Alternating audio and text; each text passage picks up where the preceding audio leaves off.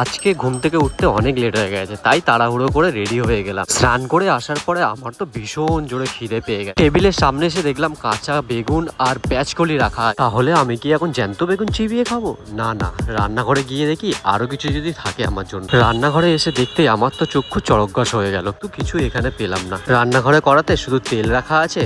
এখন আমি কি যে করি, আমার তো পেটে পুরো খিদেতে ঢন মারছে। এই বেগুনটা দিয়ে আমি এখন কি করব? খিদে তো খুব পেয়েছে, কিন্তু আমি এখন কি করব কিছু ভেবে পাচ্ছি না। আর এদিকে আমার টাইম হয়ে গেছে, তাই ভাবলাম একটু জলটা খেয়ে আমার একটু পেটটা একটু শান্ত করি। তাই একটু জলটা আমি বেশি করে খেয়ে নিলাম। মাঝে মাঝে আমার মনে হয় সন্ন্যাস গ্রহণ করে বাইরে চলে যাই, অন্তত খাওয়া ঝামেলা তো থাকবে না। যে পারবে সে আমাকে ডেকে খাইয়ে দেবে। ঠিক এইসব জায়গায় এরকমই হয়, আমি তো জানি আগে দিয়ে, কিন্তু আমার মাথার মধ্যে একটা আইডিয়া ঢুকেছে। আমার মনে হয় যে ফ্রিজে কিছু খাবার রেখে গেছে। তো ফ্রিজটা আমি খুলেই দেখতেই আমি দেখলাম ফ্রিজে পুরো পরিষ্কার, কোনো খাবার নেই ফ্রিজে। তাই আমি আর কি করব, আমার তো টেনশনে মাথার ঘুরে গেছে যে খিদেতে আমি কি খাবো। আমার পেটটা এদিকে চুচু করে ডাকছে।